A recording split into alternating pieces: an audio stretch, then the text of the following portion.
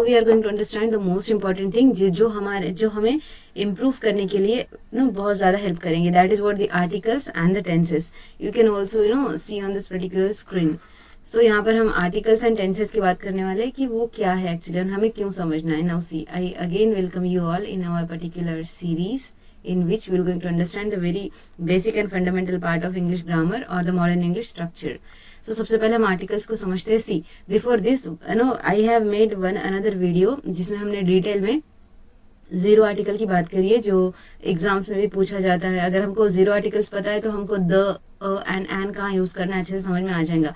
So you can also watch that video. Now see, ये basic video है तो हम इसे समझने की कोशिश करेंगे. Now see, articles helps to understand something general और समथिंग स्पेसिफिक. तो आर्टिकल्स हमको कोई चीज जनरल है या स्पेसिफिक है ये समझने में मदद करते हैं. For example, give me a pen. Okay, ये and then the pen, give me the pen. अब यहाँ पर फर्क क्या है? ओनली मैंने अ एंड द दोनों को चेंज करा, राइट. बाकी पेन तो सही है.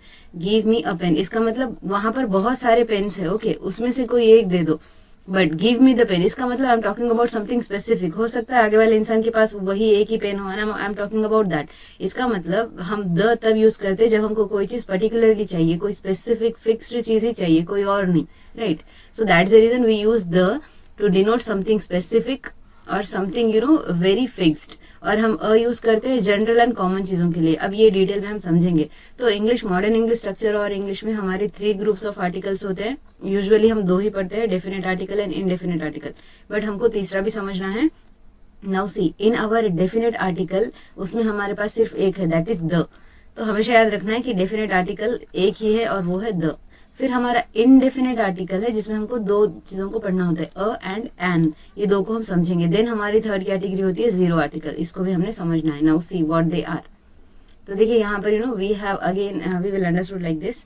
तो आर्टिकल्स के 3 टाइप है. पहला है डेफिनेट आर्टिकल जिसमें द आता है. देन इनडेफिनेट आर्टिकल जिसमें अ एंड एन आता है. एंड तीसरा जीरो आर्टिकल जहां पर हम कोई भी आर्टिकल नहीं यूज करते, उसको हम आगे भी समझेंगे. नाउ सी, सो सी टाइप्स और ग्रुप्स, इन्हीं को थोड़ा सा बेसिक में समझना है. तो डेफिनेट आर्टिकल क्या होता है? डेफिनेट आर्टिकल्स वो आर्टिकल है जो चीजों को स्पेसिफिकली बताते हैं, पर्टिकुलर किसी एक फिक्स चीज की बात करते हैं. For example, the sun is very hot. यहाँ पर हम सन की ही बात कर रहे हैं. और हम ये सन क्या है? The name sun is quite common, right.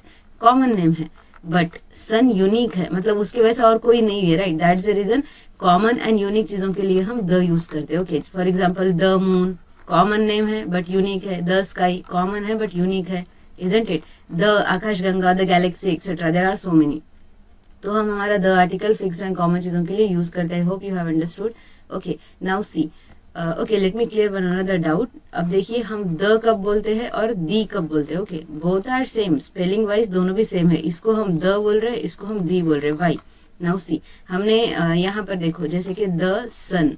Okay, यहाँ पर कॉन्सोनेंट आया, द मून. यहाँ पर भी एम जो है म, यहाँ पर भी ये मू जो म आ रहा है, मून, राइट. ये भी कॉन्सोनेंट है. तो जब हम कॉन्सोनेंट्स वर्ड यूज कर रहे हैं तो हम द बोलते हैं, right. The sun, the moon.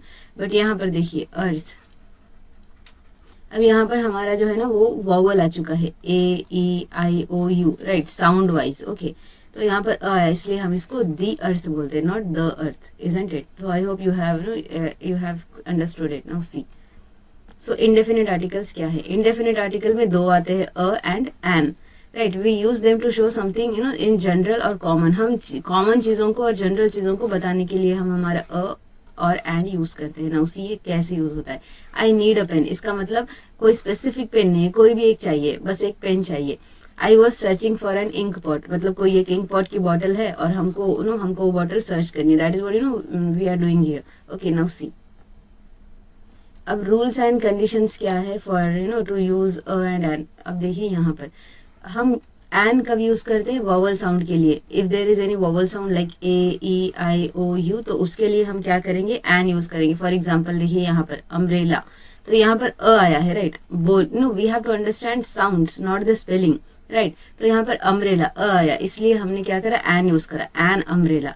यहाँ पर आई, राइट, वॉवल साउंड ही आया, आई आ. So that is the reason हमने एन आइलैंड यूज करा. यहाँ पर ink pot, right, ink pot आया, ई. दैट्स द रीजन हमने एन यूज करा. For example again university, unit. अब देखिए यहाँ पर लिखा हुआ स्पेलिंग वाइज तो यू है, जैसे कि हमने यहाँ पर बोला था ए E I O U, right.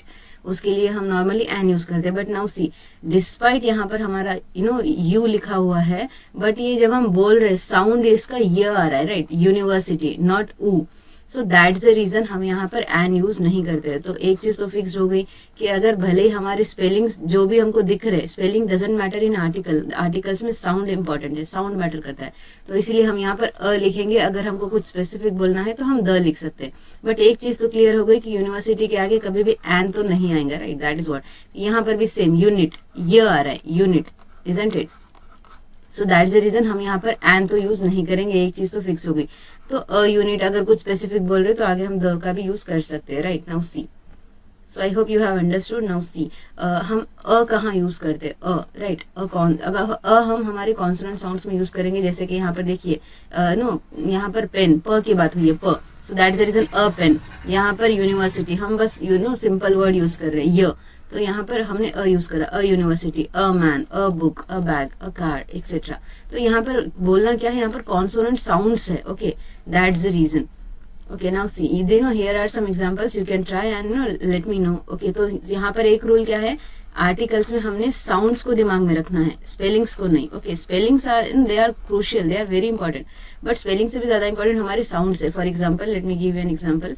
SDO दिखने में तो कॉन्सोनेंट लग रहा है, तो हमने तो अ यूज करना चाहिए, इजंट इट. जैसे अभी यहीं पर पढ़ा था हमने कॉन्सोनेंट साउंड.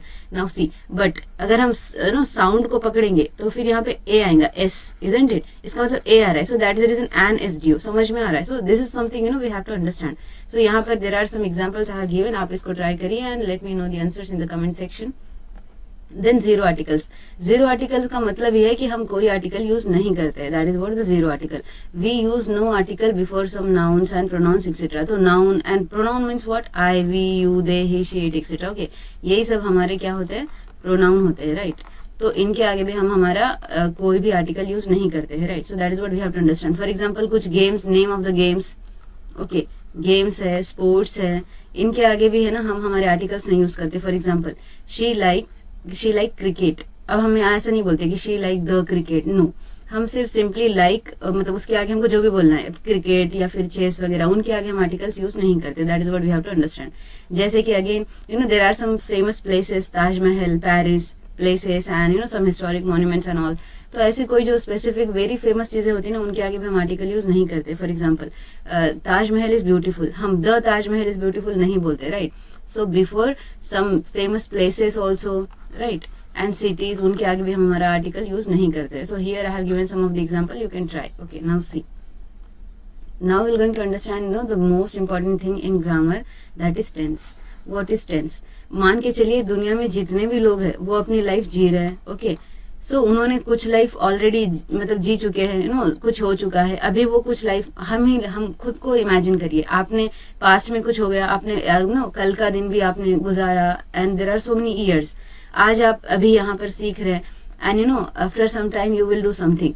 तो जो आपने पास्ट में गुजार दिया उसको हम पास्ट बोलते हैं. जो अभी आप अभी जो चल रहा है उसको हम प्रेजेंट बोलते हैं, राइट, या फिर करंट बोलते हैं, या फिर नाउ. मतलब ये चीजों को समझने के लिए हम लिख रहे हैं. और जो भी आगे आएगा वो फ्यूचर है. आज से, अभी से 2 मिनट बाद, 5 मिनट बाद, 1 साल बाद, what ever the time will be from right now, उसको हम फ्यूचर बोलते हैं.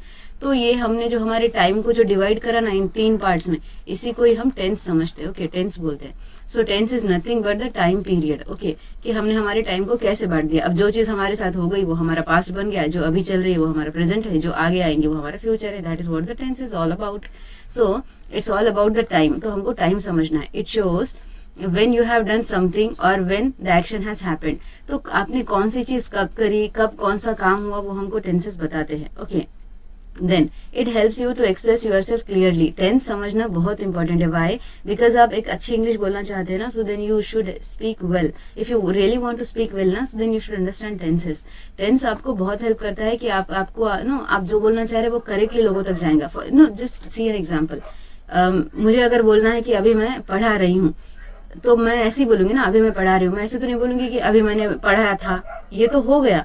सो दैट इज व्हाट छोटी छोटी चीजें हैं जो हमारे टेंस को है ना बिगाड़ देती है. That is the reason we have to be very careful while understanding the tenses. और इसको हम आगे बहुत डिटेल में समझेंगे, each and everything. Okay, so it makes your statement very clear. जैसे अभी हमने देखा था बस था एंड थी चेंज करने से सारा मीनिंग चेंज हो गया, right. So that is the reason हमको टेंसेस को अच्छे से समझना है.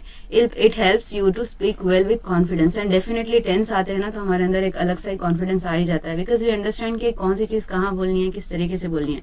फॉर एग्जाम्पल अब यहाँ पर देखिए I went to the school, मतलब ये वेंट यूज करने से एक वर्ड हमने चेंज करा और नो सारा मीनिंग चेंज हो गया कि कोई चीज हो चुकी है, पास्ट में हम विजिट करके आ गए. I am going to school, अब यहाँ पे हमने कोई एक वर्ड दूसरा चेंज करा, आई एम गोइंग, तो इसका मतलब अभी एक्शन चल रहा है, एक्टिविटी चल रही है. सो दिस इज व्हाट, एक वर्ड ही नो हमारी टेंस को, हमारी मीनिंग को कम्प्लीटली चेंज कर देता है. ओके, सो नाउ सी, यहाँ पर हमने जो अभी सीखा था ना past time, present and future, उसी का है. तो पास्ट टाइम में जैसे कि पिछले टाइम क्या हो गया 1947 2010, ये जो भी चीजें कोविड वेव वगैरह समझने के लिए. ओके, तो जो भी चीजें गुजर चुकी है वो हमारा पास्ट टाइम है.